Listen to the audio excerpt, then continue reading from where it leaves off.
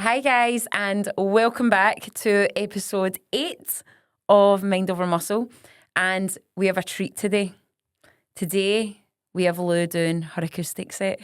I'm going to be the backup singer. Could you actually play a tune, Lou? Right, okay. This is a ukulele.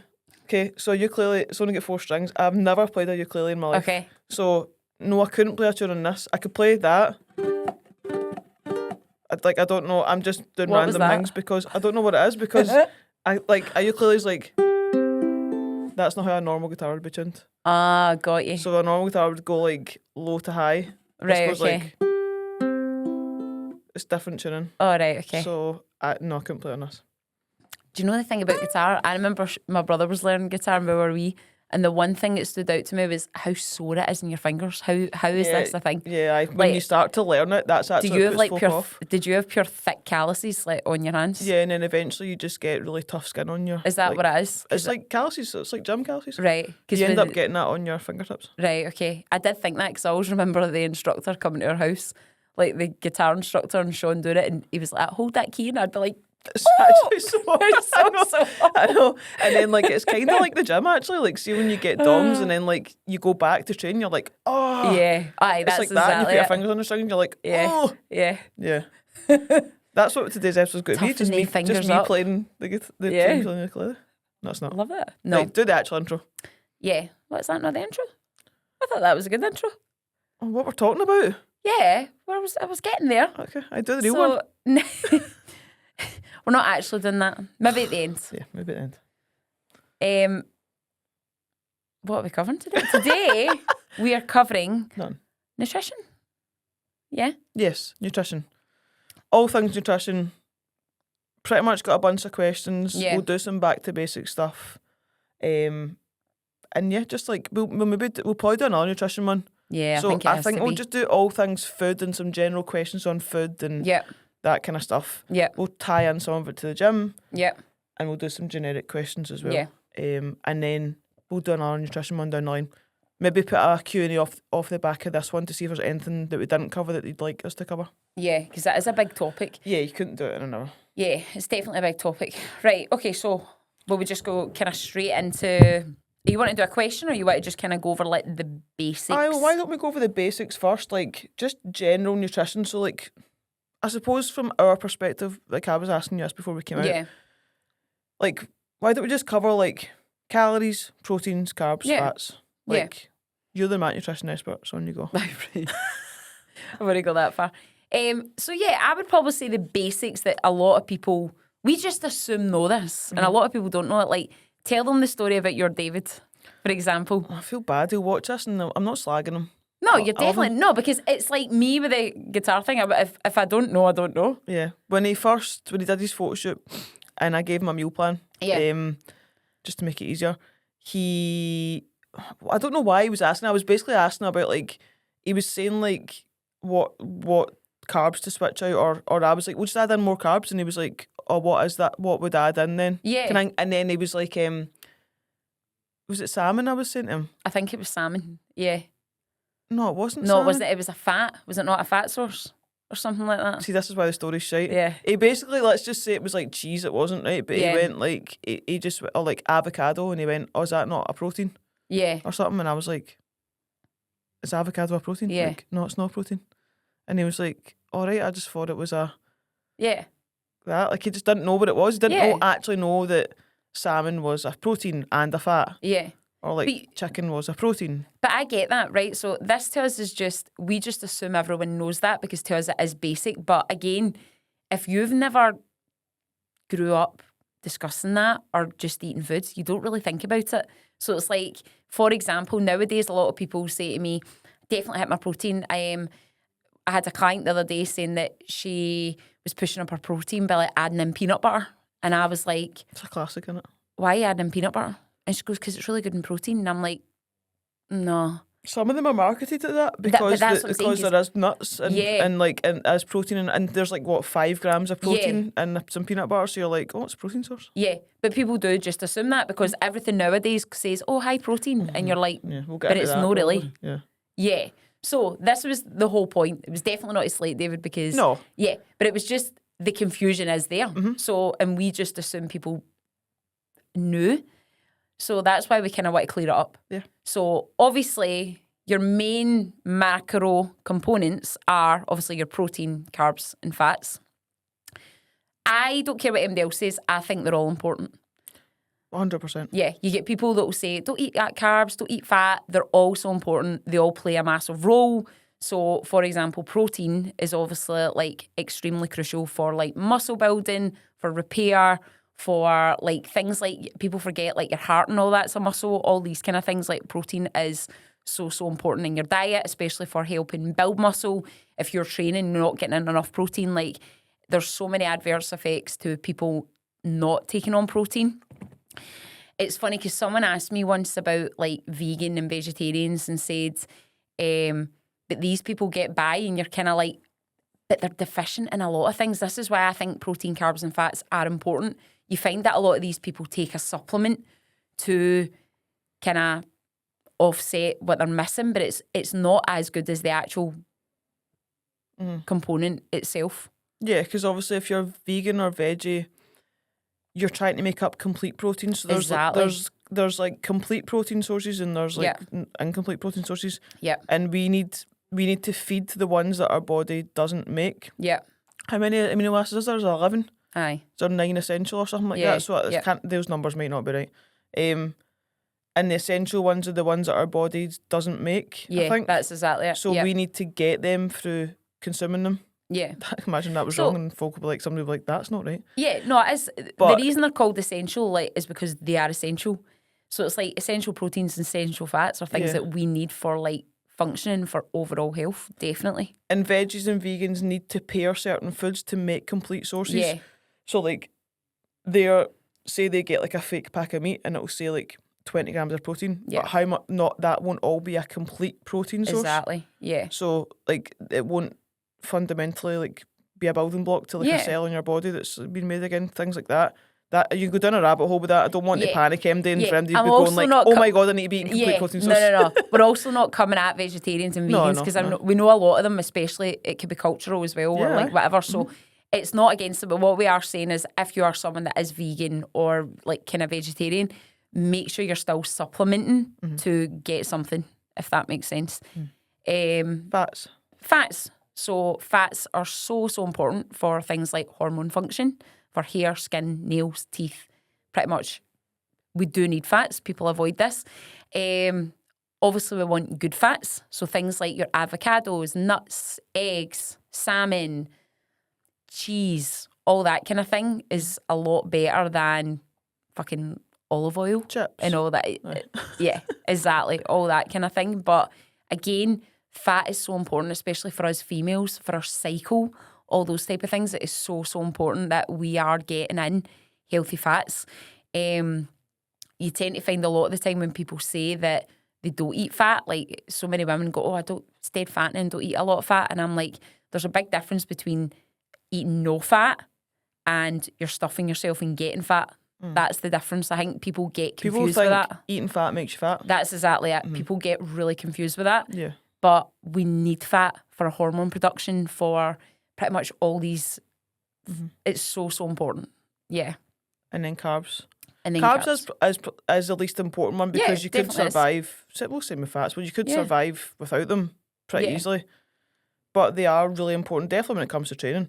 Oh, massively, yeah. Putting your carbs around your training Yeah. window is really important for before and after. But just for general, I mean, they're your easiest energy source. So like, Absolutely.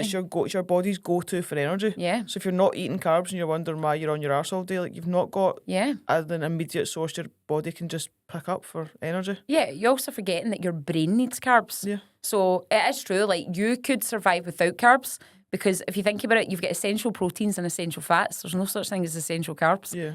But we need carbs, especially for like cognitive function. So classic example is when you tend to find people with like really bad eating disorders or doing really extreme dieting, you notice that they're really cognitively blurry or not really focusing, or they feel really fatigued all the time, or emotionally they're all over the shop. And the reason is their brain isn't getting that fuel that they would from carbs. So yeah, so important.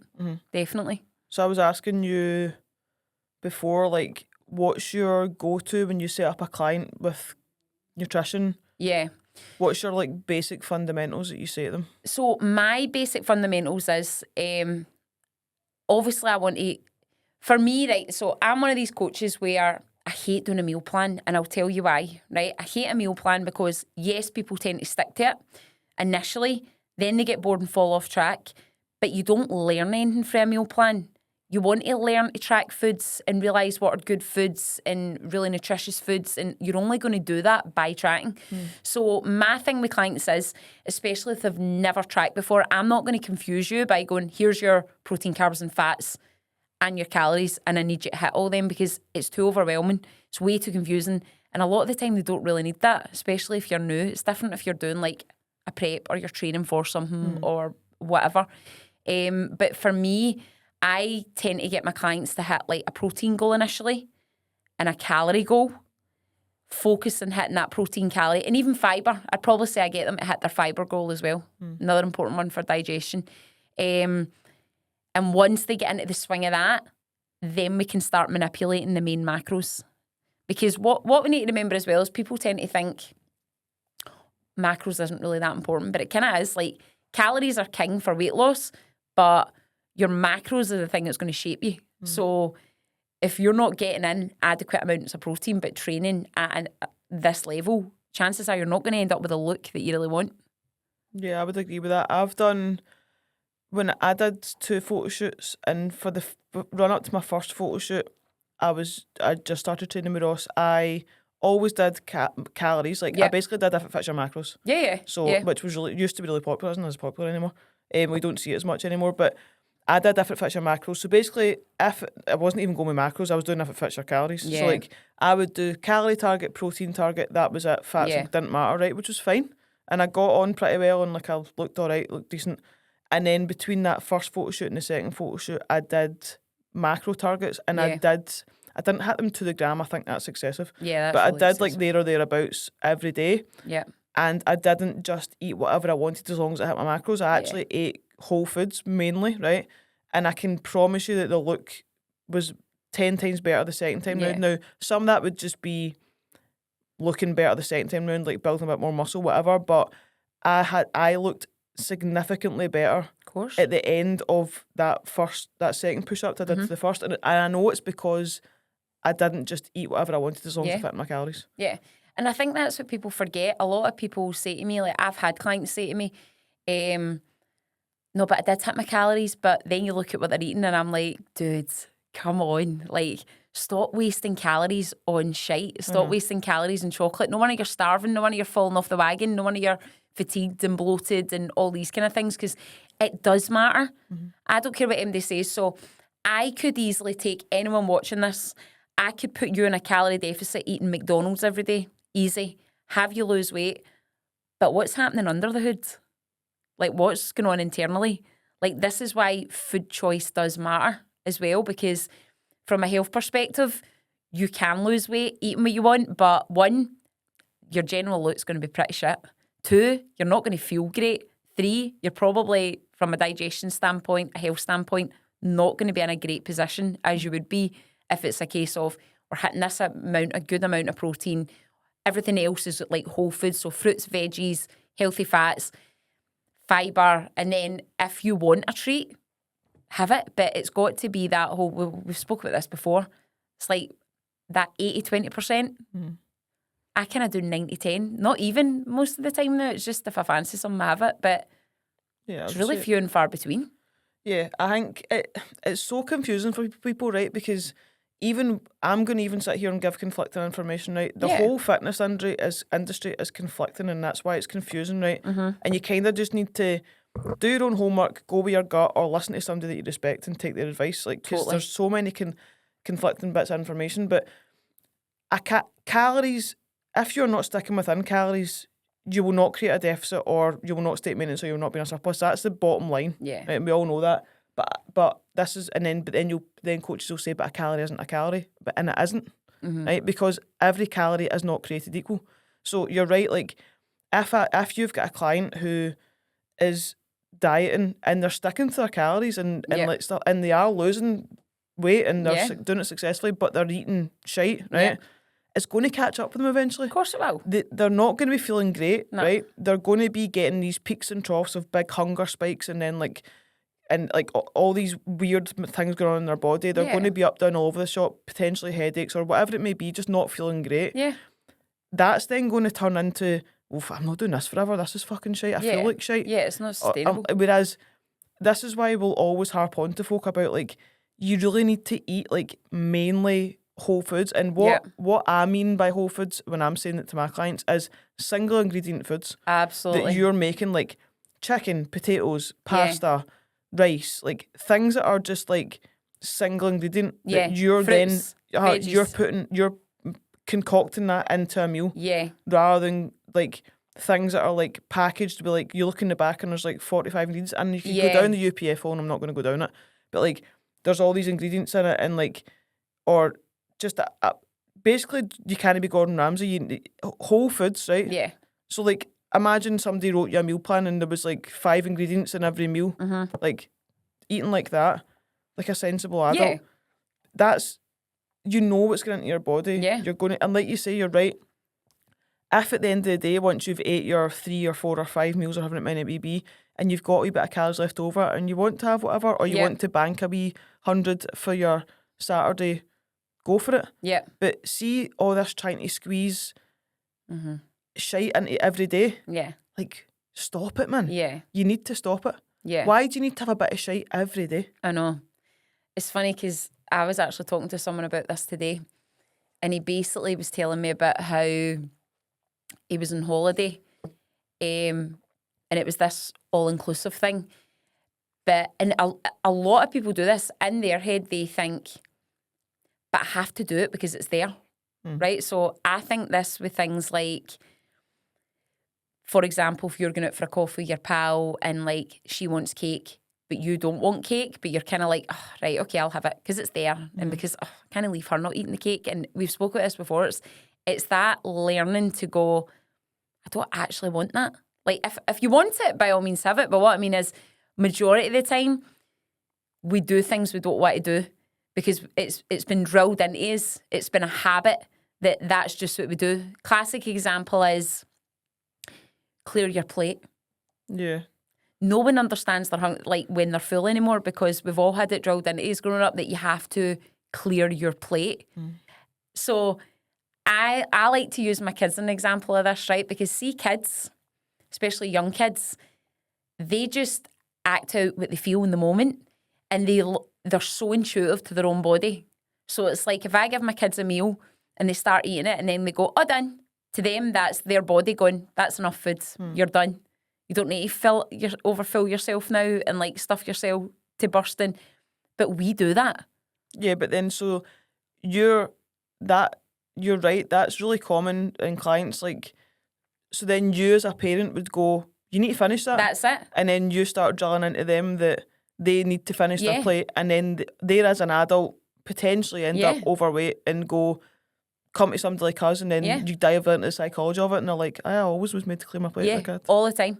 But even if you're out for dinner with someone and say, for example, we order a side of fries, right? So we're both pure full and there's fries. There's always someone that's like, oh, just give me them. Can't leave them. And you're like, no, but you can. I know.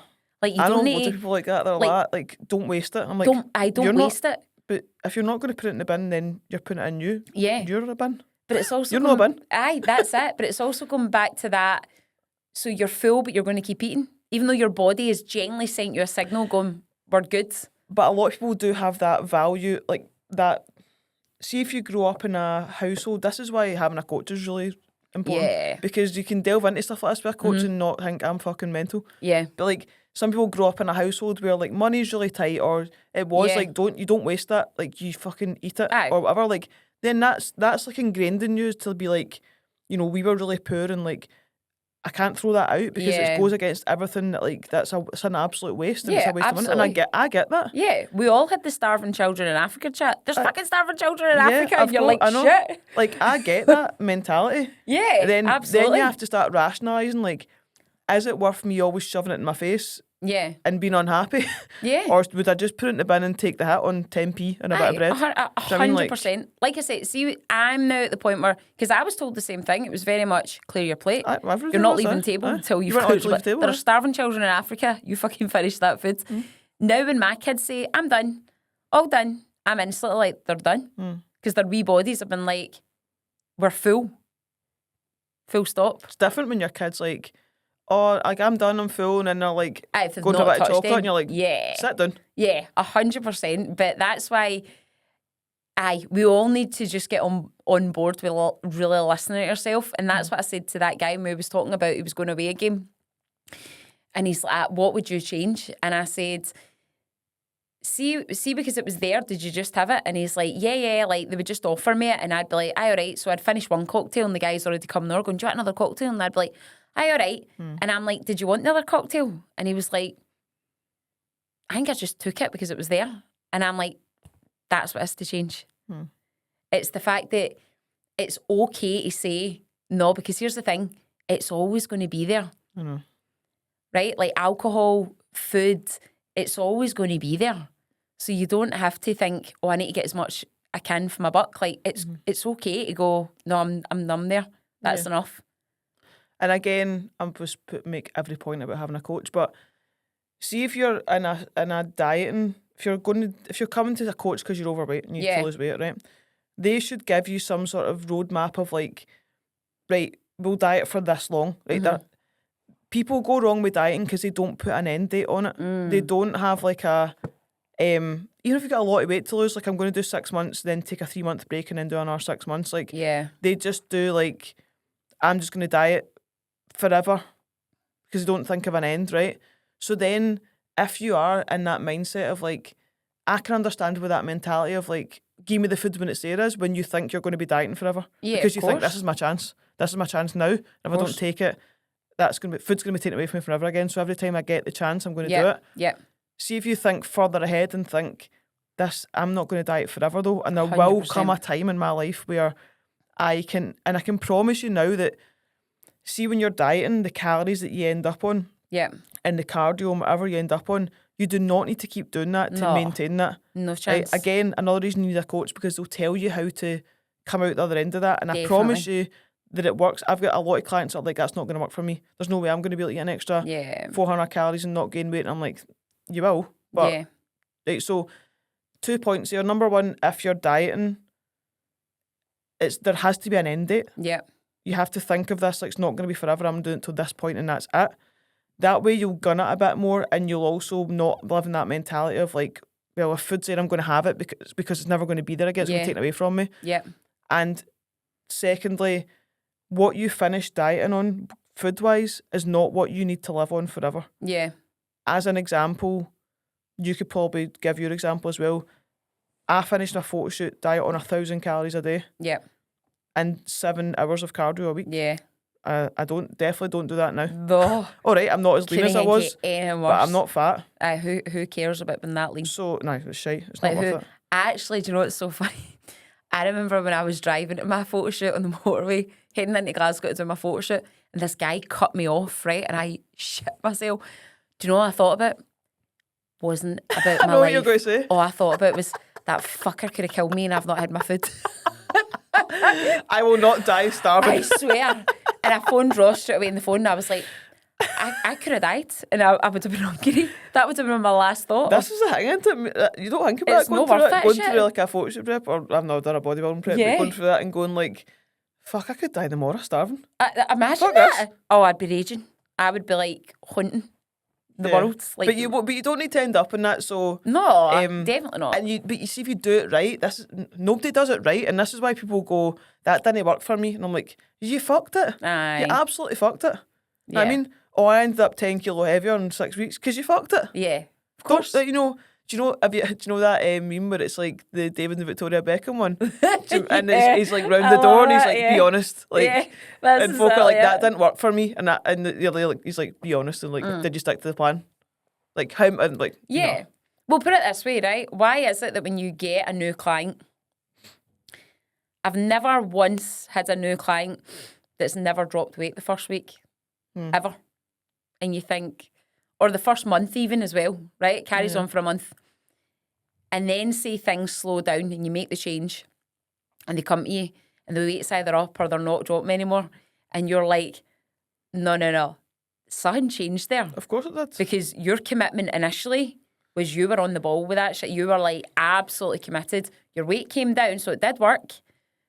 But what's happened now is you're getting deeper into it and it's now getting hard and it's about keeping the focus. Do you know what I mean? And you maybe slipped and you're not being honest anymore, or you're not as committed as you were when you first started. And you see it all the time. Very few people need to be on the calories they think they're on because they're not on them, right? Like, I've been on 1,400 calories for 2 years. You haven't. Yeah. You haven't. No. Like, unless you're already like really small and lean and you want to stay lean, you haven't. Yeah. But what I think we also need to remember is, right, I do totally agree with that. But I also agree that I bet you have been in low calories for a while, but there's also something called metabolic adaptation. Right? Yeah, there is. But if you're on 1,400 calories, right, and you've adapted, you're not adapted at 90 kilo. No. But what I'm trying to say is they're obviously then eating outside of that, and it's like their body is at a so with metabolic adaptation, right? Back in the day when it was like hunter gatherer, people went days without food because they're like hunting their food and all that. So what happens? Your body isn't going to be burning at a rate where it's like you're going to starve to death. It slows everything down to accommodate the life that we live in, right? So in this day and age, your body doesn't know if we're in the hunter-gatherer era or you're just dieting. So if you've been living for so long in such a calorie deficit, your body's going to slow down to accommodate that, especially if it's been a long period of time, because it's like, all right, this is the calories we need to live off of. This is all she's given me. This is what I need. I'm going to slow down to make sure that I can feed her organs and her brain and do all these kind of things. So people that will be like to me, but I'm always dieting. And it's like, no, you're probably always dieting Monday to Thursday and then eating out Friday, Saturday, Sunday, and then your weight's coming up and then you're so all over the shop that you don't understand why you're gaining weight. There's no way you're eating 1,400 calories every day. No, you're right. Metabolic adaptation is real. Like, your BMR will lower the lighter you get. Yeah. But if you stay at 90 kilos, right, and you think that you need to keep dropping your food because you're metabolically adapting, you're not. Your body's not. You're not getting metabolic adaptation at that. You need to be that way. Like, you need not at a certain weight, but do you know what I mean? Like, you need to be in quite an aggressive diet, or like your BMR will lower down, but 99.9% of the time, it's dishonest. It's just not being honest with yourself. Yeah, of course. And if somebody, I say this to clients quite a lot, I'll say to them, like, if you were to just imagine that I just walked around with you all week, just next to you all week, right? Yeah. Would you turn around to me and still say you consumed what you consumed last week? If I was standing next to you all week, and they would go, no. Aye. I'm like, exactly. Because I'd go, what about that? And they'd go, oh, I fuck, I'm not even because. And it's not always out of badness. Some people just do it because they genuinely do things like you don't think about walking. You don't think right leg, left leg, right leg, left leg. You just walk, don't you? Yeah. People do that with food. Yeah. They just go like kettle on biscuit. Well, classic example of that, you're saying that, funnily enough, I think it was Martin McDonald told us on a lecture that he goes, people lie but they don't realise they're lying. Exactly what he said. And what he said was he ran an experiment with this guy. But he spoke to one of the guys, I don't know if it was the person at reception or something in the guy's work, and what he said to the receptionist was, see, every time he asks for a cup of tea, I want you to give him like a biscotti with it. Like, don't say, I've told you to do that. And she was like, all right, no worries. So sure enough, this guy would go to work every day and he'd be like, can I get a coffee, tea, whatever? And she would give him this bit of biscotti and he would eat it every day. Right, so Martin had also said to him, I want you to, at the end of every night, write down everything you've ate that day. We're going to keep a food diary. So the guy done this for maybe a month, sat down with Martin and was kind of going over things. And he was like, I'm not where I thought I would have been. I really thought I'd have been lighter on this. I thought this. And Martin was looking over his meal plan and he was like that to him, is that everything you've ate? And he's like, that's all I've ate. And Martin was like, can I ask something? What about the biscotti you have every day? And the guy went, what do you mean? And he's like, so when you go to your work every day, you get a cuppa? Yeah. And the guy was like, yeah. He's like, what about the wee biscotti it comes with? And the guy was like, I totally forgot about that. He's like, I didn't even realise, does that count? And Martin was like, probably counts more than you think, mate. Yeah. And he goes, but that's something that you totally forgot about. He goes, so what else is missing off this list? Exactly. If it's not just that one thing, I know. What sauces are you adding? How much milk are you having in your coffee? How much, like, do you know what I'm saying? So it sounds like anybody listening to this now would be like, oh, so I need to live my life like that. And it's like, no. Of course you don't. This is not what we're saying. But what we're saying is 9 times out of 10, if you think you're in low calories and you're not dropping, you're not. And I'll tell you why. If I dropped you off in an African country and there's a famine, your weight would come down. I know. 1,000,000%. If there was genuinely no food, genuinely scraps, and you were only getting this amount of food every day, your metabolism is not broken. Your weight would come down. Yeah. The issue is that you're missing something just now. 100%. Or you've got an undiagnosed thyroid issue or there could something. be like some like underactive thyroid or something like that.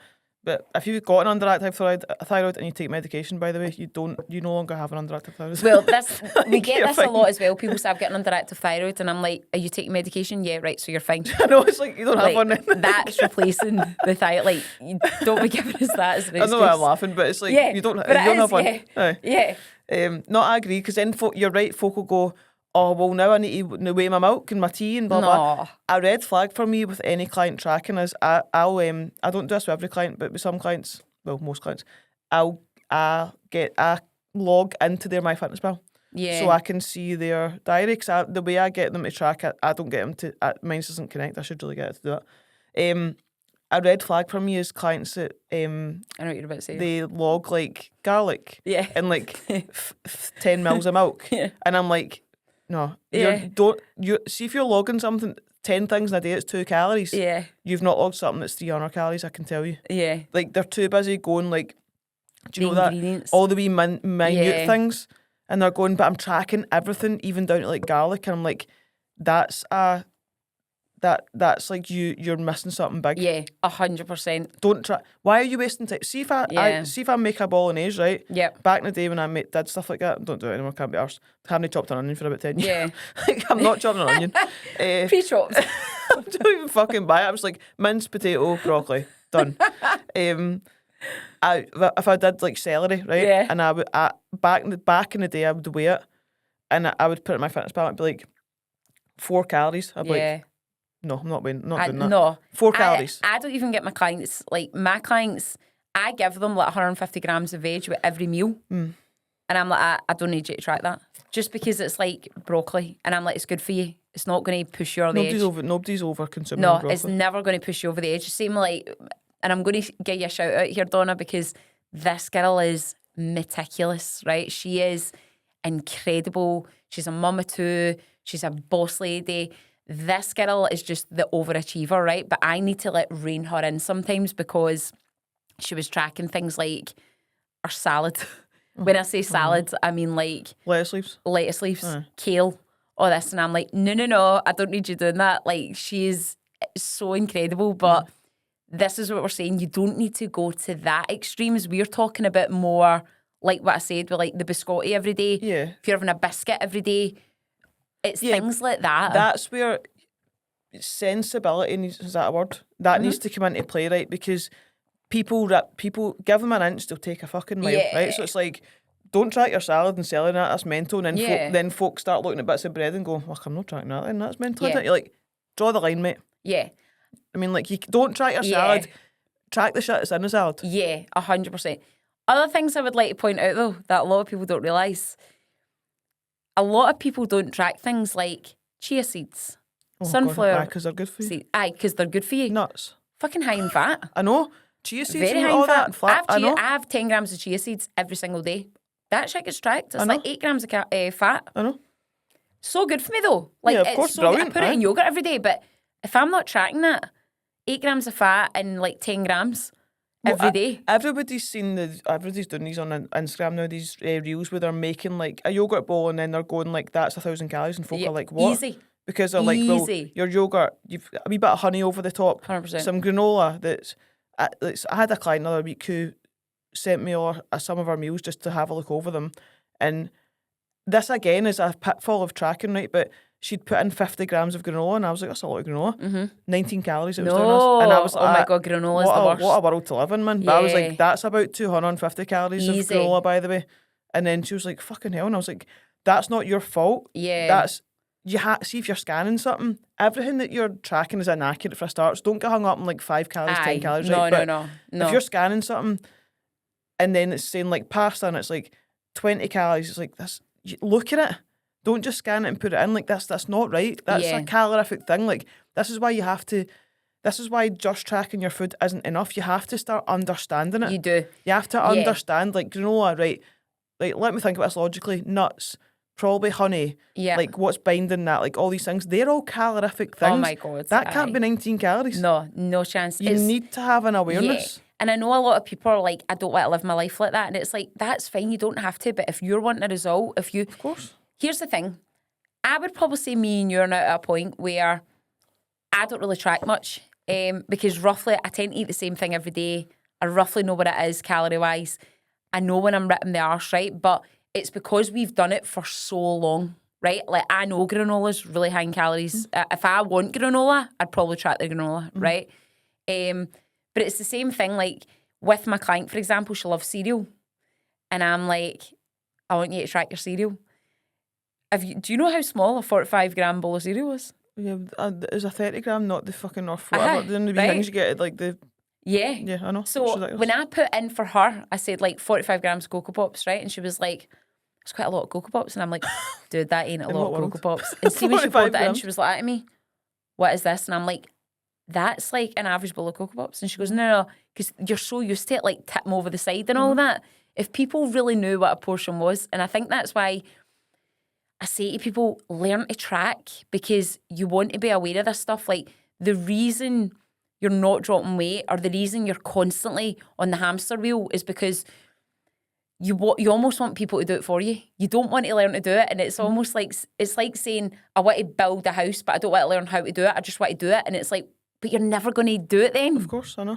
Like, you need to learn about it to understand it. Well, you have to earn the right to, like you say, if I want to be like if you want to be a really successful architect, you have to earn the right to be there. Of course. Like, or like, you have to go to uni, blah, blah, blah. Like, what? Yeah. Like, you have to go earn the right. And it's the same as, like, living the balanced lifestyle that everybody wants to live for. Like, you're right. Like, I haven't tracked since the start of the year. You don't really track anymore. Man, very rarely. Look pretty much the exact same. Yeah. I eat the same. It's because I eat the same shit all the time. That's exactly it, yeah. But it's also because I've earned the right to do it. And so have you. Like, I've done the time of, yes, tracking food and going through the motions, but also like looking at it when I'm tracking it and going, oh, that's what 100 grams of pasta looks like, or oh, that's what 20 grams of cheese looks like. You know, like actually having an awareness. And I've spent time doing that because that matters to me. Because the way I walk around, the body I walk around in, matters to me. Of course. If I walk around in a body I'm not happy with, I'm not happy. Yeah. So therefore,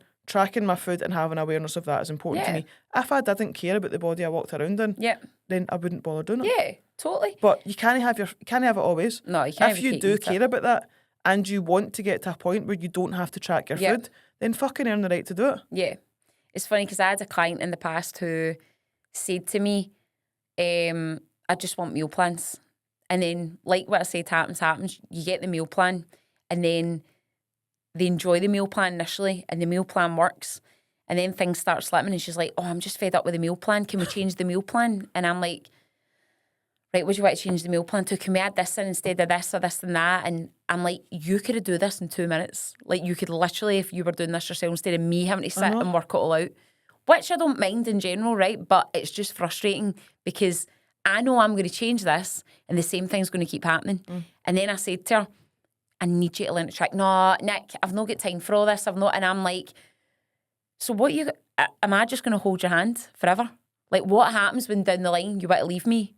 What do you think's going to happen? You've not learned anything. Like, nothing's going to change. You're just going to keep forever moving from coach to coach to coach, going, that coach didn't work. That coach didn't work. No. The plan worked. You just didn't want to do the work. Yeah, I know. It's not the coach's issues. They calories would have worked.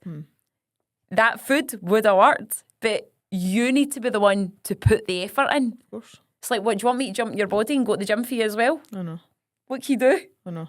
I was asking you this question before we came out about, like, have you ever had clients that didn't track? Because I think that's an important... I mean, I've got a few just now, actually, that don't track. And and they just get given parameters Yeah. and boundaries around food, like certain rules that we want to put in every day Yeah. to make sure they're being sensible. But have you ever... So I know what I want to go and talk about, but have you ever had Yeah. any clients that haven't tracked food? To be honest, nah. Do you mean like... So I've got clients that now, for example, that now know, if that makes sense. So they're like where you are? Yeah. Right. But no, in general, I've always had them kind of track and learn this stuff because to me personally, like I know you're totally different, that's amazing. I feel like I can't get you a result if you're not paying attention to this. Like I need you to know this because otherwise I feel like when they check in, they're like, my weight's up. And I'm like, so what have we been doing? They're like, oh, do you know what I mean? So I need to know they're on the ball with that. That's just the kind of clientele I've had recently. But they'll say that themselves. They'll be like, Nick, when I came to you, I didn't have a clue about anything. Yeah. So I needed them to know to track. So I've never really had anybody that I've thought, oh, aye, you'll be all right. Yeah. But I know you have, which is amazing. Yeah, well, I don't think so. I don't think you don't need to track food in order to lose weight. Of course you don't, No. because You don't? No. we've not had this technology for that long. So what did people do in the past? It Yeah. wasn't just a world of fat people. No, of course Right? not. People managed to maintain a decent body weight without tracking food. So Yeah. we have to think that you don't have to do it. Mm-hmm. The reason that we have to do it in this day and age is because, like, well, we live in a world that's fucking mental with food accessible. anyway. Yeah. But it's a psychological thing because, people are not self-aware. Yeah, So no. they're not self-aware enough to stop and go, or like getting a bit heavy and go, like I need to watch. I mean, they just like carry on and then they get upset about it. So I've had a few clients that don't track. I've got some just now. They do. Most of them do eventually go on to track. Yeah, yeah. But for the first few periods, like if somebody's had a bad relationship with food or whatever, Yeah. or whatever, like they don't track, whatever it may be. I had one client, Rachel, who won't mind me saying, because she did the testimonial anyway, who for the first 6 or 7 months we worked together didn't track any food, and I can't remember the exact reason why, but and lost, I think she lost about 20 kilos. Brilliant. She lost a lot of weight. That's so But good. I said this to you, she was very, very self-aware. That's right? so She good. was really like Keyword. like, and this is why people can't do it, because they're not. People just go like, I don't know why it's not working. Like Yeah. I'm doing everything I'm meant to be doing, and I'm like, you're obviously not, okay. Aye. But she'd be dead. Like she'd check in and be like, I know I've definitely ate a lot of food this week. Yeah. Like I've probably my portions have been quite big, Yeah. or I've definitely snacked on things or Yeah. whatever. She would never check in and go like, oh, my weight's up. I don't know why. Like I've done everything Yeah. right. She was always like, I know why. Yeah. Like, and I know I need to change something. That's so good. And That's she really did good. really well. And then eventually we brought in just a protein target, not calories. So I was like, I need you to eat so many grams of protein a day. Yeah. That's it. In the hope that would fill her up Yeah. and she wouldn't overeat another shite.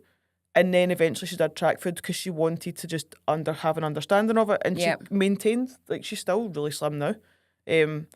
So it can be done. Oh, absolutely. Can we do it? It just depends what... Yeah.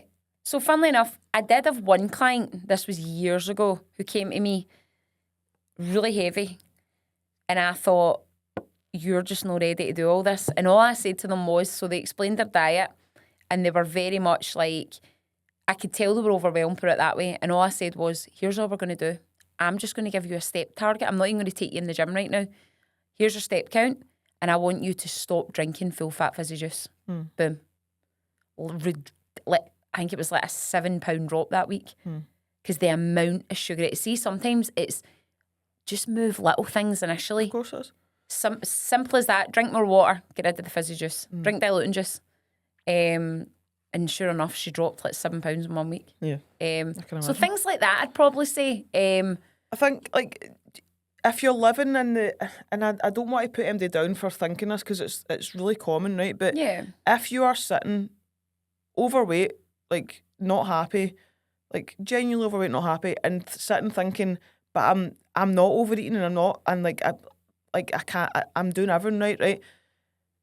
Those calories have to be coming, like that excessive energy has to be coming from somewhere, right? So you Yeah. need to put it out on the table here and go, like, it's not magic, right? Yeah. God doesn't came down and like just put a wee extra 2,000 calories into your mouth. Yeah.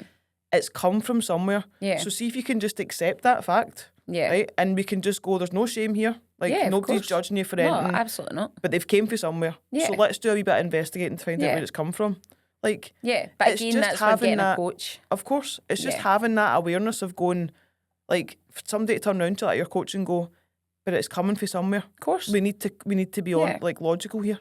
I generally think everyone should have a coach, and this isn't me just punting my business, right? But what you tend to find is you and your coach, it's a tight relationship because you then trust each other and that person, and it's that person you can talk to that gets it. Do you know what I mean? It's easy enough to say, I want to lose weight, and you're talking to your family members, and then you're like, oh, I didn't drop weight. And they're like, oh, it's fine. Have some Ben & Jerry's. It happens, trust me. Or, no, you've worked so hard this week, just have the wee treat. And then they're like, all right, aye, maybe I have. You need someone that you can talk to about this that's going to go, it's okay, it could be this. It could be, if you've generally stuck to calories this week, you might be due your cycle. You've maybe had more sodium the night before. You've maybe not been to the toilet. It could be this. Or talk to me about what's been happening this week. And that's when they tend to go, I've been off the wagon. Yeah. But it's good to have a coach for that, because we will always, our job is not to support you or just to give you a kick up the arse. Our job is like to help you change your life. And I genuinely like love my clients to bits, and I always end up friends with them, even ones that have left me that will still text back and forth, and it's because I'm so invested in them, and you're the same. And it's like, we genuinely want you to win. We genuinely give a shit about your health, and we're here. Nothing, it's complete confidential, but I think you need that outside person outside your family, because even my dad would be like, if I was having a crap week, he'd be like, oh, Hen, Mum will get you a wee pizza or something. And I'm like, Dad! That's just, again, goes back to, Rewarding. you know, you're brought up in that whole, like, I've had a shit news, get a takeaway. Brilliant news, why get a takeaway? Yeah. It's like, what it always needs to be like something, doesn't it? Yeah, Oh, I've had of a course shit it week, is. I'm going to eat a tub of ice cream. Oh, Yeah. I've had a really good, I've just got a job, I'm going to get a tub of ice cream. Yeah.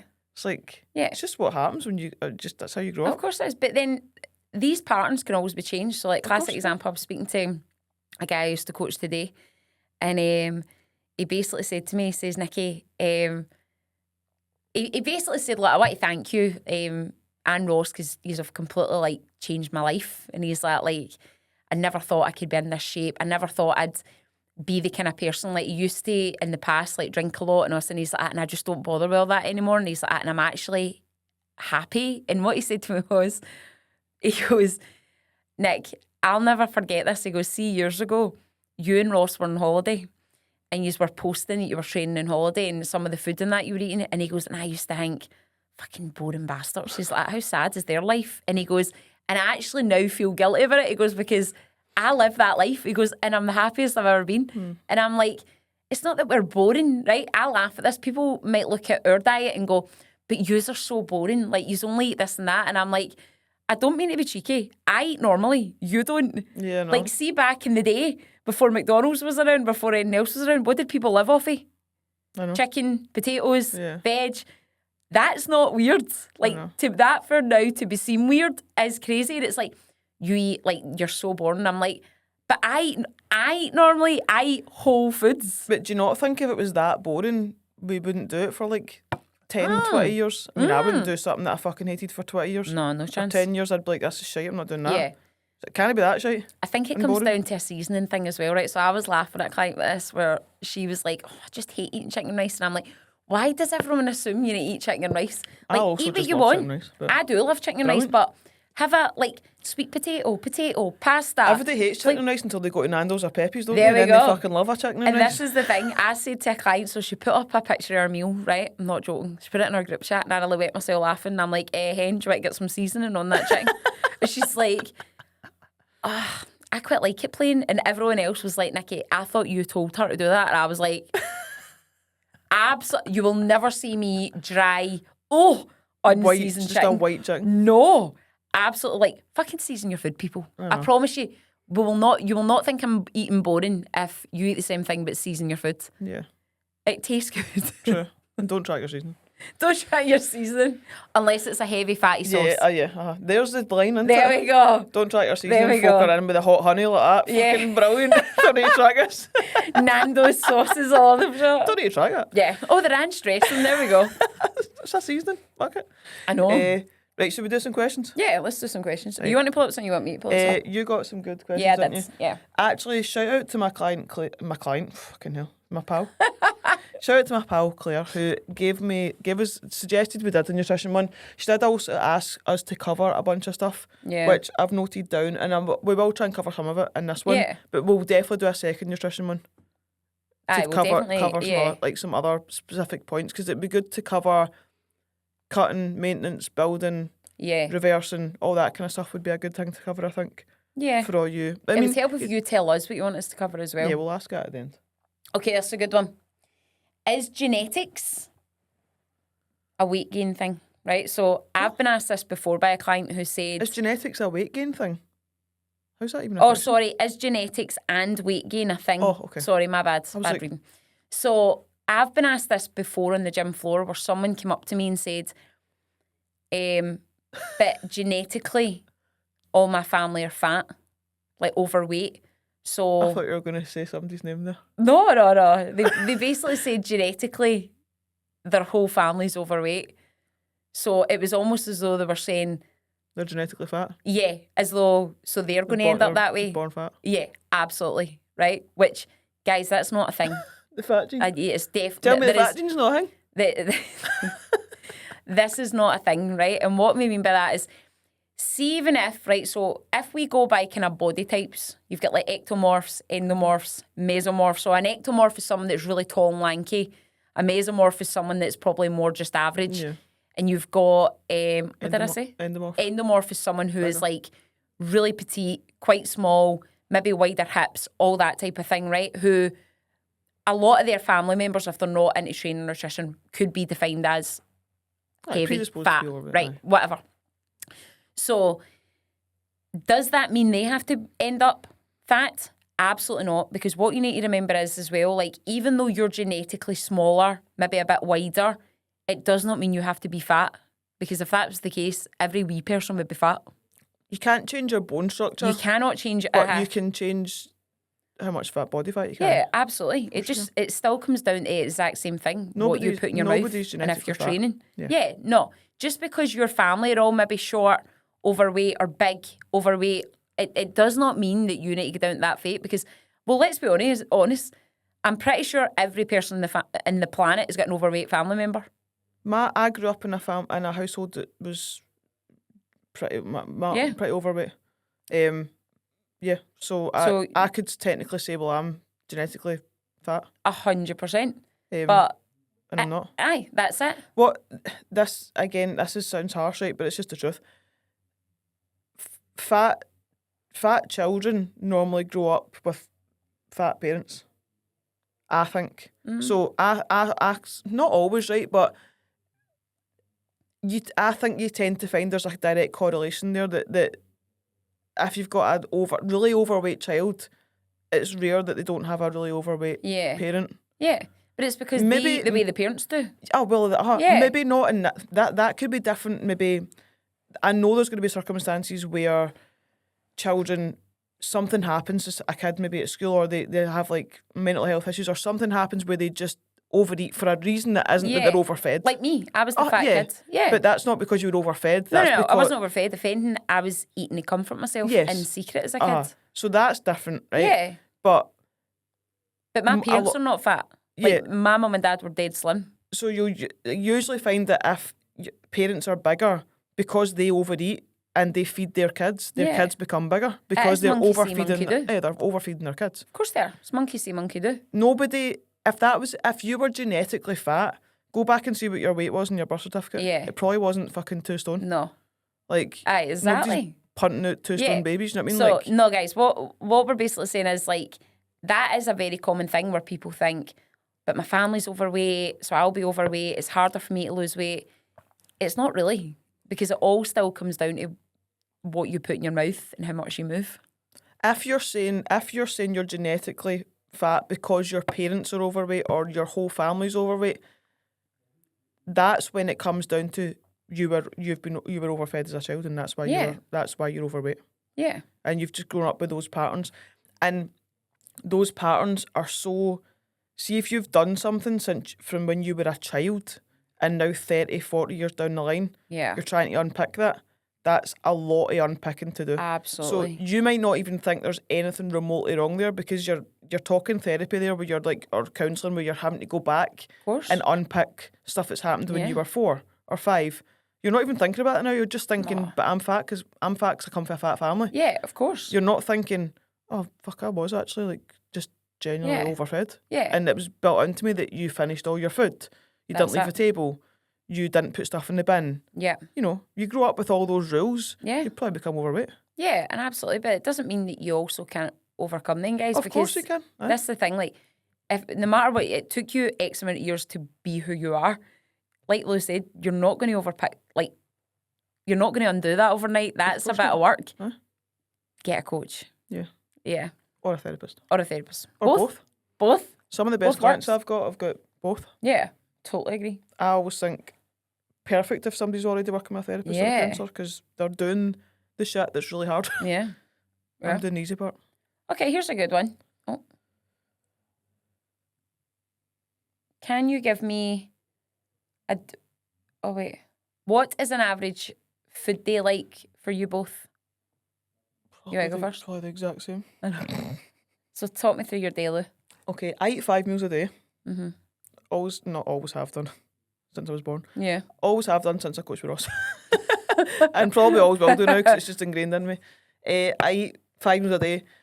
Some of them might not be classed as meals to folk, like a yogurt bowl. But to me, that's Love a meal. a yogurt bowl. I count a meal as, this makes me sound like I'm an animal eating out of a trough, but like a feeding. Yeah. And the reason I do that is because I don't snack. I never snack. So either. I feel like if you're eating, you're either eating a meal or you're not eating. Yeah, I get And that eliminates snacking. Yeah. If you're a snacker, use that rule. It's a brilliant rule to use. Yeah. If you're not eating a meal, you're not eating. Yeah. That's and what then- yeah. Make it like, again, Instagram reels, hundreds of them, where they're like, if you want to eat a bit of chocolate, eat it, but eat it whilst you're eating your yogurt bowl. Perfect example because you're not going to eat shit all day. Yeah. I always eat 5 meals, and that's regardless of what calories I'm on. I don't track anymore. First meal, I'll either have that. I've had for years. I've had that wee bit cheesecake thing, just because it's easy. I need something I can eat in work, Yeah. or I'll either eat that or like eggs, like bacon medallions or sourdough or rice cakes, whatever. My second meal will always be a variation of like a chicken salad or a chicken sausage salad or a wrap. If I'm training, if I'm not training, I'll have like a salad with chicken or whatever, and Yeah. I'll have some rice cakes because it's less Yeah. carbs. If I'm training, I'll have overnight oats Mm-hmm. or like a wrap and some rice cakes, so I'm having a bit more carbs. Yeah. Post-workout, I've always had for ages, chicken sausages, bagel, peanut butter. Yep. If I'm on high calories, 2 bagels and peanut butter. Yeah. I have like a dinner where I'll have like salmon, potatoes, veg, Yeah. chicken, rice, whatever, and then I'll have like a yogurt bowl at night, or sometimes a Ninja Creamy now. Yeah. Or sometimes I have a wee dark chocolate for Aldi and some Snacker Jacks. Yeah. But I literally, for every meal, I have, let's say, 2 variations. Mm-hmm. So I do meal 1, which is technically breakfast, at like 10:30 I usually eat. Yeah. 1 or 2 o'clock, I'll do my meal 2, which is usually pre-workout. If I'm not Yeah. training, it's just like a salad. Yeah. Post-workout, it'll be like 4 o'clock. Or I'll just have, if I'm not training, I'll have like oats at 4 o'clock. I have my dinner at like 7 Mm-hmm. or 8, depending on when I finish work, which is always the same. More carbs if I'm training, less if I'm not. Yeah. And then night time, before I go to bed, I'll always have pretty much yogurt bowl, fruit. Yeah. That. Yeah. Yeah. Yeah. Talk us through yours. I'm probably very similar. Yeah. I'm now I just have 4 meals a day, but I have bigger portions. I have 4 meals at the weekend because Yeah. it's not as long a day. A working Yeah. day's long. Yeah, I get that. Yeah, so I'm the same as you. I'm never hungry in the morning, so my first meal is about 10:30. Yeah. And for me, it always tends to be like eggs on a bagel thin. I kind of go between wanting like hex sausages, turkey rashers, sometimes mix it up, go avocado, whatever I fancy, to be honest. Then my next meal tends to be the meal I have before I work out. So for me, that's always like oats, protein, peanut butter, and berries. Finish my workout. I tend to go home. I can't eat straight after training, so I need a You bit an shouldn't hour. really, to be honest. I feel like I need my tummy to settle. So yeah, then I go home and I probably have, well, what did I have yesterday? I have chicken, potatoes, loads of veggies. And And then for my last meal, because I tend to stop eating at about 7 o'clock. Oh no, can I get worse? I think it's because my portions are bigger now. See, when I had 5 meals, I was... Yeah, they're all smaller, Yeah, I know. mine are a lot bigger now. My Yeah. portions are a good size, hence, because I don't snack either Yeah. at all. They're good enough that they stuff me. Like, I laugh because Ross will look at me and goes, your man portions. And I'm like, I love my man portions. Yeah, 4 meals you can do that, but... Yeah, so, and I'm the same as you. My last meal, which is always my favourite meal, is always like my Greek yogurt, chia seeds, hunters of fruit. And that's pretty much me. See, the both times I was pregnant, went right off right off, couldn't eat yogurt. You're And I joking. was like, fuck this, man. What? Because it's so good protein. It's just well easy Aye, protein. Like Greek yogurt's like, so good for you when you're pregnant as man, well. like 200 grams of yogurt, like well easy protein. And I put a wee bit of whey in mine as well to flavour it. And I remember just being like, see the thought of it, I was like, can't eat that, Yeah, man. I went off chicken. It was see that. Do you know one of the reasons one of the reasons I found out I was pregnant? I remember getting home for the gym, and I got in the house. It was between clients, and I was going home, and I walked in the house, and Ross was cooking like chicken or beef or something, and my stomach just fucking went. And thankfully, when you walk in my house, there's like a toilet right there, and I just remember diving into the toilet and spewing, and hearing Ross coming out going, "What the fuck happened to you?" And I was just like, "What the fuck are you cooking?" I swear to God. Chicken. My stomach couldn't even face chicken. Its texture and everything. I was like, don't know why. So weird. Aye, that's pretty. I'm starving now. I'm always hungry. That's what I eat. That's what you eat. Yeah, that's why I eat. But I mix it up, like you. I mix it up. Like, I don't really confine myself, and it's like I have to have 4 meals a day because No, yeah, but at the you weekend, do. But the thing is, you do get in the way of it, and I think totally. you do need to have routine with eating. Oh, That's one of the things that Claire yeah. actually asked about was like routine with Yeah. around your eating. Like, I really would highly recommend folk to have rough eating times. Yeah. For a number of reasons, but your body clock, your body, you obviously have a body clock, Yeah. and it works with a rhythm, right? The same way as like you should go to bed at the same time and wake up at the same time. You should eat meals at roughly the same time as well, Yeah. because your body knows what's coming and you should have like ample time between them and stuff like that. And if you don't have any meal times, how many people can put their hand up and say they get to 4 in the afternoon, they've been working all day and they're like, fuck, I've no weight. Yeah, and they're And then starving. right? And you're telling me you're going and making a meal and you're not eating shit while Aye, you're you're not making it. nitpicking the breads and the bits. 100%, and, yeah, right. oh, is that pasta ready or another bit, Aye. or the Wayne's meals Like or bit of bread and butter while you're making it. 100%. Definitely See happen, it all the right? time. See So- it all the time. And then going, I won't eat a dinner. And I'm Yeah. like, wow. You know what I mean? Aye. Like, so So true. to save yourself getting to that point, Yeah. you have to have more regularity across the day. Like, you should never get to a point, unless you're like seriously dying, Yeah. where you're starving. Yeah, 100%. Right. Yeah. Because you're going to fridge raid, cupboard raid, you're going to get that panic on, your blood sugar's going to drop and you're going to be like, Yeah. I need something now. Yeah. Of course So- it is. I would say you should have some rough meal timings. I say this in every onboarding video I do, just because I use myself as an example, but I eat at 10, 1, 4, 7, 10.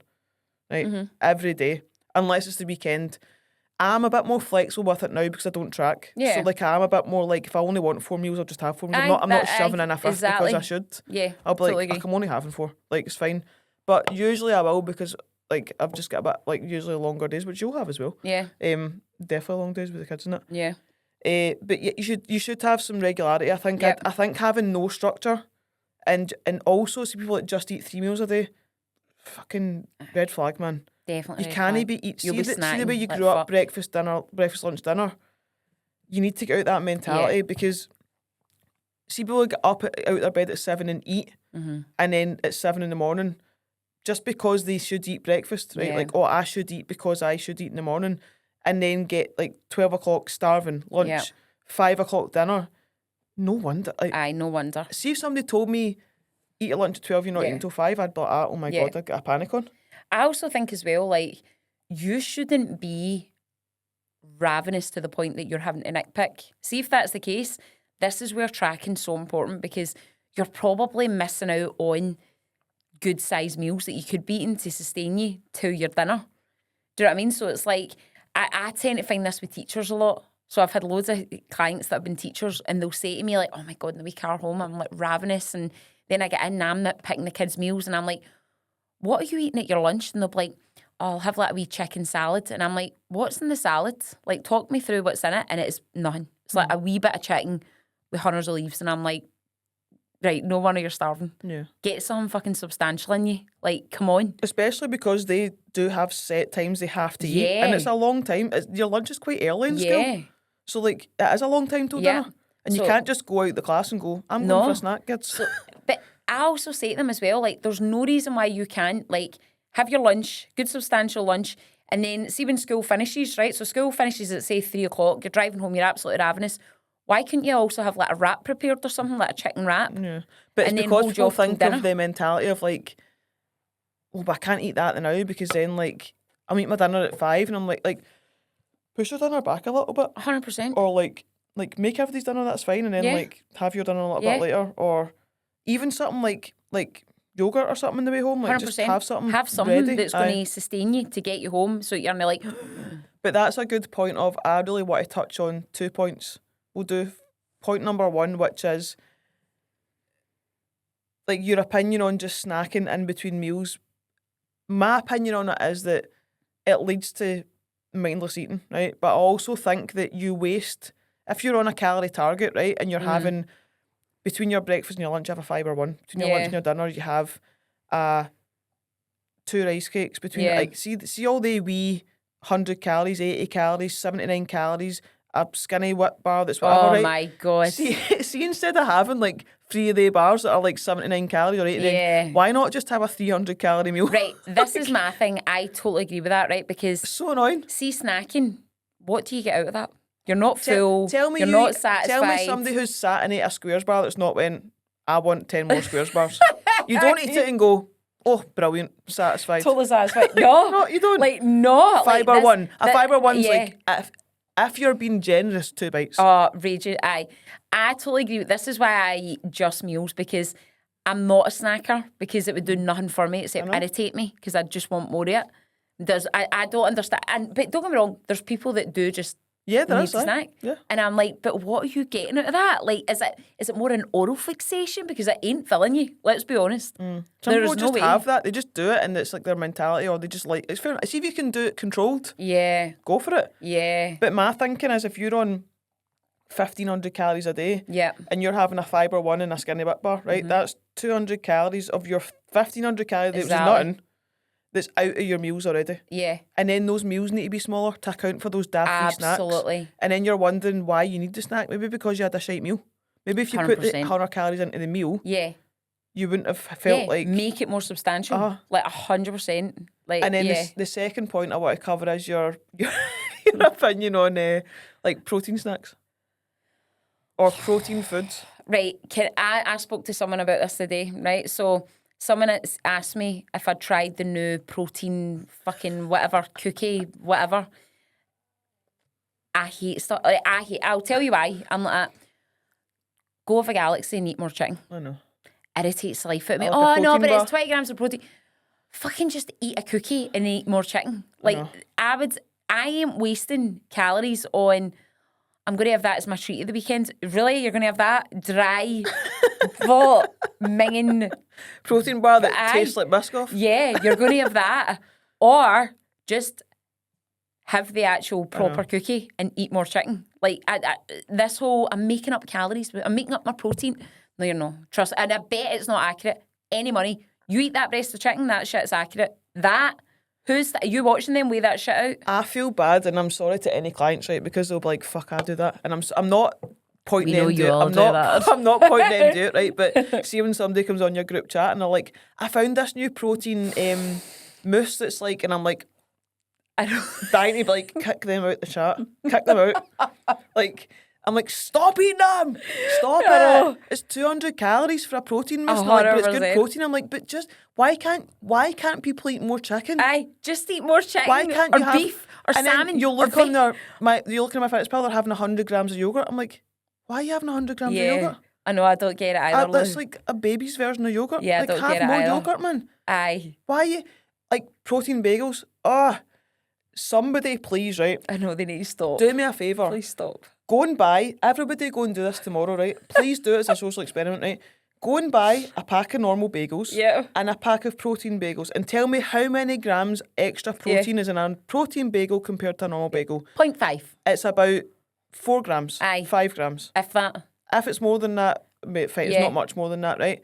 So you're paying probably £2 extra Yep. for a protein version of something that's giving you 5 grams extra protein. Yeah. But what you also need to remember more is, protein is right, also more calories, by the way, so it's a more calorific that's exactly bagel because there's 5 grams more protein in it. And is that accurate? Because what you need to also remember is, right, by law, food companies are allowed to be out by like 20%, right? By law. Everything's going to be inaccurate, but isn't it? Of course that is. But what I'm saying is pretty much what you're saying. It's like, just get the regular bagel and eat more chicken. Oh, Trust me. It's like, I'm having it on a protein bagel. I'm like, yeah. I'm almost want to like become I almost want to advocate for fuck protein shit. Like, get it in the bin. Yeah. Protein granola, fuck off. Yeah. And it's so true. What you need to remember as well is, right, see if you're eating animal product protein, right, that protein has the highest thermic effect for fat loss as well, right? It's also the most satiating, right? So stop wasting time on that crap and eat the animal protein. You'll find that you're satiated for longer, so you're not craving more. You're also in a higher calorie burning state when you eat proper protein. Aye, because protein from a bagel is trace protein. It's not complete protein. Exactly, yeah. So if you accumulate, so you'll actually get coaches that do this, which you would only do it for like a bodybuilder or something, but they'll only let you accumulate across the day complete protein sources for your protein target. Absolutely. So see if MD follows any bodybuilders like Ross was here right now. Yeah, or like Cuba and Meg Sylvester and all those kind of folk, right? They'll only track complete protein, right? So like a whole complete sort, like chicken, salmon, like eggs, like egg whites, like all that kind of stuff. Protein that comes from like bagels, rice, because if you look in bagels and rice, and like bagels a prime example, there's protein that comes from it. It's a trace source. Aye, it's a trace It's source. not a complete source. So you'll actually find that, and again, don't worry about this, please, because it doesn't matter to the general population at all, right? But you'll find that out of your 130 grams that you're getting a day, that 30 grams of that is actually trace. Of course It's came from like bagels and rice and pasta and blah, blah. It's not came from a complete source. No. So you wasting more money and effort and time on protein this, protein that, protein that is actually only getting you a trace protein source anyway. It's costing you more money when you could literally just eat more filling actual protein. Yeah. Like a protein source. 100%. It's that whoever came up with that, whoever cottoned on to like, we could make a protein. We could just make a protein version of this and fuck it, and folk will buy it. I just it's say like a genius. Yeah, of course it is. Because they've just went, oh, like protein water. Protein water is a thing. I was just going to slag it and say for a laugh, protein water's a thing. I mean, like, that's just ridiculous. Clear way. It is which literally. Is fine, but like, why? Like, see if you're on 1,500 calories a day, why are you drinking 100 calories a clear way? I don't get it. Because they're all obsessed. It's like protein's the new buzzword, and it's like, but can we just simplify it and eat? Just eat it. Whole proteins. Aye. Why does it need to be a protein version of that? Yeah. What about just like you wouldn't go into the supermarket and go, oh, there's this new protein chicken. Yeah. Because it's just chicken. Aye, it's a load of shit. But that's the thing. I think people think, oh, but I'm getting in my protein, and it's like, oh, there's too much. People are obsessed with it, but to the point where it's like stupidity. And this is where people, we talked about this on our podcast, people like hone in on all the things that don't matter. They do. They're like, going to stop. They don't matter. Stop honing in on that. There's so much noise and it's so confusing. It's like, guys, see if you strip all this shit back and just stick with whole foods. And by that we mean like chicken, beef, fish, poultry, like all that kind of thing. Full, like whole vegetables, fruits, grains. See if you just stick with that, you will get a way better result than trying to figure out, oh, but I can have that skinny whip bar with this and with this skinny ice cream, and it's like sweetener. I'm not saying sweeteners are a bad thing, right? They're not. Like, if you're pummeling yourself with sweeteners, though, you're going to notice that it's affecting your digestion. Yeah. You're going to notice that you're constantly starving, and you're going to be like, why am I not getting the result I want when I'm eating all this protein and I'm on this diet? And it's like, because you're eating shite. It's a load of shite. Can we just get back to basics? Imagine we live in a world where that shit didn't exist. That's how you want to eat. Exactly. Yeah. Just take yourself back in time. Yeah. Right, another question. Let's do it. Right, next what question. Time that's a good question. Oh, we've been going for quite a while. We've not got the timer anymore. Oh, that's We're in a different room. I'm not happy about it. I know. Okay. Sort Let me this pull out. it up. Right, okay. How long am we going for? Like another 15 minutes? Yeah. Okay, what about this one? Advice for staying on track during a maintenance phase. I I'm love this finding question. this harder than dieting. It is harder than dieting. I would probably say so. Much harder. I'll go. Yep, go for it. I'll go. I'm on the rampage with this with loads of folk now. Because people fuck it. And it really annoys me. Great. Like, the effort people put into dieting and then they get to maintenance, absolutely fuck it. Yeah. And it's like, what are you doing, man? It's Yeah. it's not an excuse. Like, it's Yeah. not a pure, well, I'm not dieting anymore. Maintenance is harder.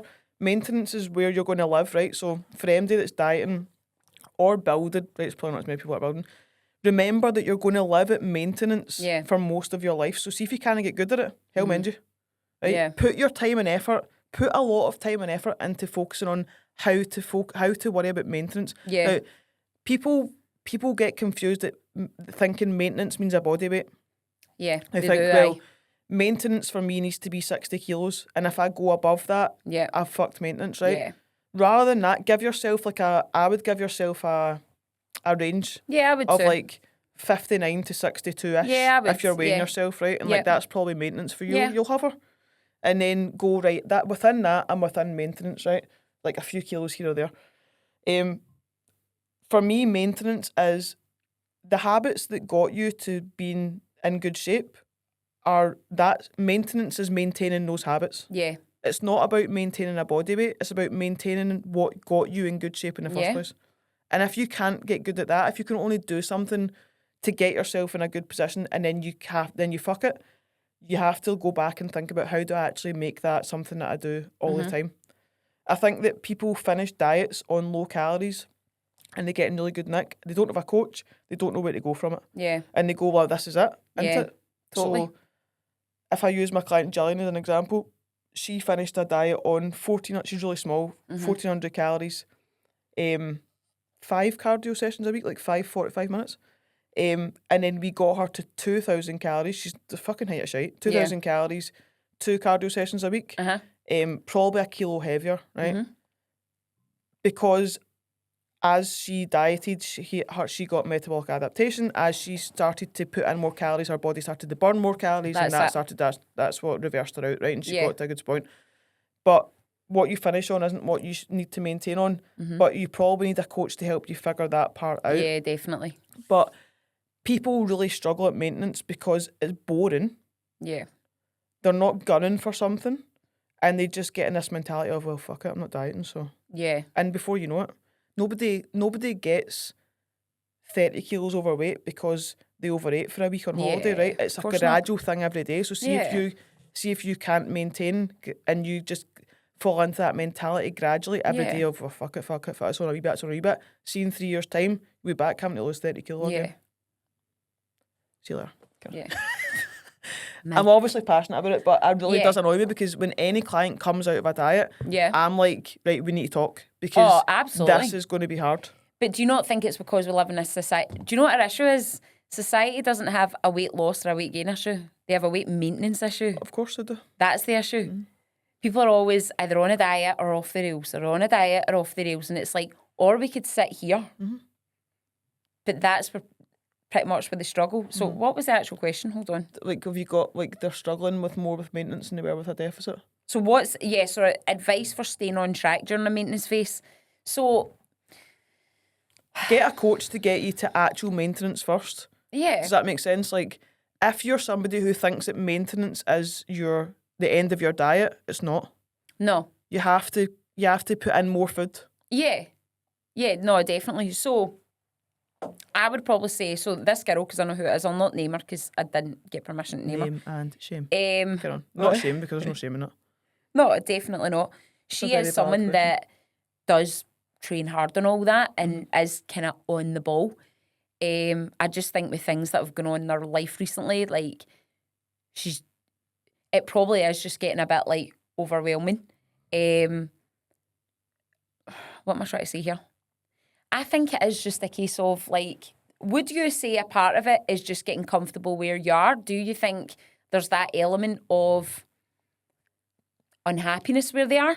Like, so what I mean by that is, right, so I've been maintenance now for, how long have I been maintenance? A very good while. Yeah. I'm happiest at maintenance because I feel like I'm not overly pushing. and I feel like I'm not dieting. So I'm just in this nice phase where I'm not starving every day. I'm not hungry every day. I'm satisfied, still enjoy training.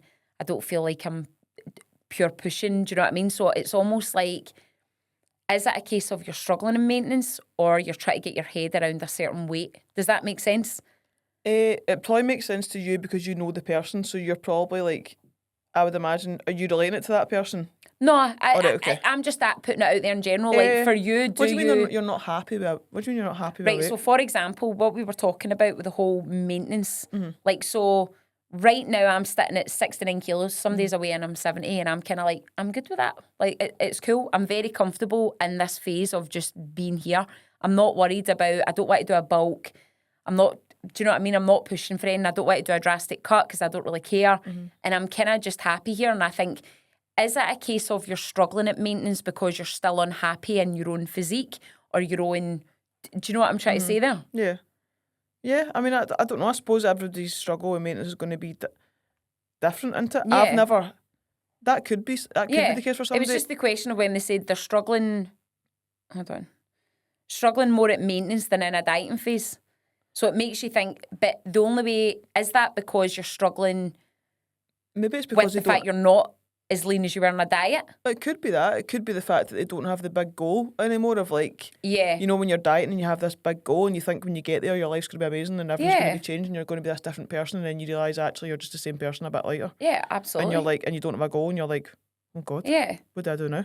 that's it. Yeah, but that's why I was taking it back to the Yeah. whole, we're in a race where everyone's either dieting or building. Yeah. But, No one's but comfortable here. I know. Yeah. It's like, but why not? I know. I would agree with that. Do you know what I mean? Like, I would, yeah. I feel like everyone's always like, I'm dieting and I lose weight or I'm building for this. And there's always, and it's like, but what happens though if you just get yourself at an even keel and we keep you there? Where you can enjoy the goodies of life without the pressure of going, oh shit, I need to diet now. Or, do you know what I mean? Mm-hmm. Like, because I don't know about you, but I'm kind of a comfortable phase where I'm really enjoying training again. I'm back doing cardio.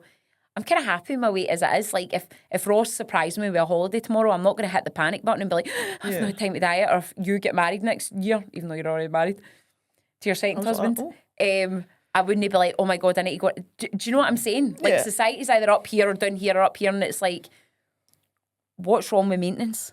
Yeah, and yeah, I would agree. Yeah, I think the two of us are weirdly at the exact same point in our life Yeah. where we're both like, I don't really want to do any big, but well, not right now anyway. Probably Yeah. not something like a big build because I don't want to have to do a big diet. And Yeah. I think it's a good example to set for clients that this is just normal life. You don't have to be Absolutely. doing these big pushes and pulls. Like, Yeah. why does everyone have to be bodybuilding? Do you know what I mean? Like, you can just, like, that's what I said at the start. Like, you better get comfortable being here because this is where you're going to spend most of your life. It's just at 100%. maintenance, isn't it? Yeah, 100%. So I suppose you're right. It's first of all getting to a point you want to maintain in the first Yeah. place. Like if you're in a physique that you don't want to maintain, Yeah. then that isn't maintenance. That's not- exactly, Maybe you need to address that. If it's the fact that you don't no longer have a goal, then like a physique goal, probably get used to that because having physique goals isn't always a good thing. Yeah. Because it does make you're just never happy and comfortable just Yeah. sitting there. Yeah. And you should probably just be that. I think that's exactly where, and I'm in the same position, and it's nice to be there because I've not been there before. But it's everybody should live a life where you're right. Where if a holiday gets sprung on you tomorrow, you wouldn't be like, "Oh my God, That's what what am I'm I going saying. to do?" Yeah, Like, absolutely. you should Panic. live. The way I'd put it to clients is you should always be within striking distance of Mm-hmm. anything you want, any physique that you want to be in. Yeah. You should you can bring yourself out of it a little bit, but you should be within striking distance of getting right back there again. Yeah. You should never be that far away that you're not within like a distance of being like, I can get back there next week. Yeah. It's cool. 100. Like, if I had to drop a couple of pounds, it wouldn't be a big. I can do that this week. But you don't want to be 12 weeks away from it and That's be like, what I'm fuck, saying. I should really need to get back there. Yeah. Yeah, so I suppose think of it like maintenance is like your ship that you're on, right? And imagine you got on a wee dinghy and like try not get too far away from the ship because if you're floating further and further away from the ship, it's like it's going to take a hell of a long time to get back here, isn't it? That's So maybe exactly try it. and like stay anchored to it a wee bit. Yeah. So you can be within like touching distance of it, but you don't need to be at it. I think it also comes down to the fact, and we've covered this before though, that no one's ever happy. So what I mean by that is I have a lot of chats with my clients on managing expectations, right? Because I think that's so important because see, a lot of the time, the way people think they want to look in their head is never going to happen. Because it's never good enough. Even if you waved a magic wand and got them there, they would start picking. So, for example, I've got a client just now. So, since she started with me, she's dropped like 10 kilos, looks incredible, gets told all the time she looks incredible, but will continue to go, but look at this, but look at this, but look at, and it's like, now you're picking, right? Because I hate to say it, we've all got our bits. Like, I've had 2 babies. I'm not magically going to, like, I've got my bits. I've got stretch marks. I've got bits that are never going to go back to the way they were before. But I've accepted that. And I think that's where maintenance comes in as well, because you have to get comfortable in getting to a point of going, I'm actually good with this. Do you know what I mean? Like, no one, I don't think anyone, even Ross right now, who is shredded to the max, I look at him and I'm like, fucking hell, looks absolutely incredible because he's about to compete, in case somebody's like, what is she talking about? Her husband's about to compete. He picks up himself and I'm like, what are you talking about? It's just human nature, isn't it? Of course it is, but I think this is something everyone needs to work on. I think that's why a lot of people do, quote on, fall off the wagon or are constantly on the hamster wheel, because in their head, they've got this image of what they want to look like, and then they don't hit that, and they hit the fuck it, they chuck it in the fuck it bucket and be like, oh, what's the point? And then they're off the wagon and feel worse again. Then it's like, all right, no, we'll get back there again. And that's how they live. It's constantly up and down and up and down and up and down. And it's like, when comes the point where you go, I'm good here? Like you said, like, I can maintain this and it's not so far off how I want to be. Yeah. But I think they also need to manage the expectations of what you think you should look like in your head. Because like I said, back in the day for me, it was like, I need to be shredded. I need to have the tiniest waist and I need to have the thigh gap and I need to have this and that. And it's like, but Nick, you're not built like that. That shit's not going to happen. Like, you've got tits and an arse, girl. Like, the way you think you should look isn't the way you should look. But you can look incredible for you. Like, I could get you in great shape and go, Lou looks incredible for Lou's shape. But it's about you being happy with that. Do you know what I mean? I think for me, a lot of confidence comes through, and I see us in clients a lot as well, just like see weight training. Definitely. So see, there's a lot to be said for feeling good because you know you're putting in a bit of work, right? And I think that maintenance and being happy at maintenance, being happy in your physique comes with knowing that you're putting in work on it. Yeah, absolutely. And even though we are not doing big pushes and pulls and big builds and cuts, we still chip away and work every single day at our bodies, right? Because we eat good food and we watch what we're eating and we train. And all those things result in you being happy in your physique. But it's because I think a lot of it comes from the mentality of knowing you're doing that. Right? See if you know you're putting in work. And if I look at my body and go, well, it's not perfect, right? But I fucking worked hard for this. 100%. So I like it, right? Yeah. Whereas if I didn't work hard and I didn't put in the work, I'd probably look in the mirror and go, like, if I just didn't go to the gym for a month and I just ate shite, right? I would look in the mirror and in my head I would know, I'd be like, you haven't put in any work in this month. And that's why I would go, I look shite. I probably wouldn't look much different, but in my head I wouldn't like it because I know I'm not putting in the work. Definitely. There's a lot to be said for the mentality of just knowing you're putting in the work and feeling comfortable in your skin, going, well, see if this is the way my body looks with me putting in that level of work. Class, because I've fucking worked hard for it and this is just the way I look. Yeah. I also think this is probably a bit deep and a bit of a different conversation to be had, but it's not always about, some people nitpick at their body because they're not happy in other areas of their life. Absolutely. Right, so they'll just pick away at their body, like, oh, but if I could just do this and I could just do that, and I'm like, but actually if you just forgot about your body and you just did that, you'd probably be happier. Like, but, you know, let's just push that to the side and put it under the rug because, like, we don't want to talk about that. But it's so true. Like, I knew a girl who used to always say, I'll be happy when I get my boobs and my nose done. And I remember thinking, there's nothing wrong with your boobs. And she's like, no, honestly, I'm so self-conscious. I know the minute I get that done, I'll be happy. She's got it done, nothing changed. Of course. And I was like, because the issue isn't your body, the issue's up here. Yeah. What's like that Psycho-Cybernetics book, isn't it? That guy, the guy that was in plastic surgery. He was a plastic surgeon. And he was like, I'm doing all these fucking surgeries and people aren't feeling any better. And he was like, oh, it's because it's psychological, it's not actually physical. Yeah, absolutely. But I think, again, this could attribute to why me and you are both in this position of maintenance and being happy, is I'm happy with my general life right now.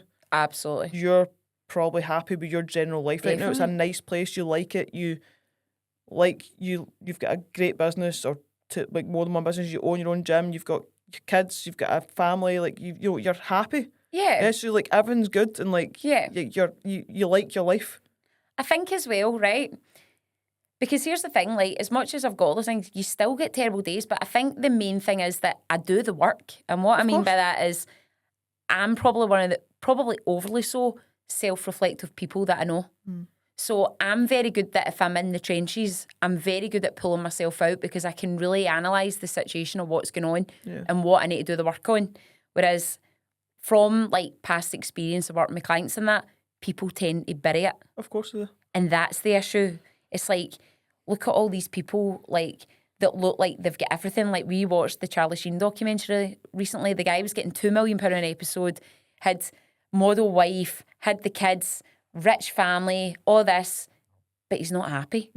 And you just think that's when you need to look in. So it's like, if you're genuinely not happy, you need to definitely do the work and be self-reflective. And like, I guess for me, that did come through years of therapy when I was younger. And then I just get good at doing that for myself. But it's really a useful thing to do, to be like, because this might not be, I mean, we've kind of drifted far away from the maintenance thing here, but we are kind of, I'm still kind of trying to tie it to that, because some people do struggle with it because they're just generally not happy.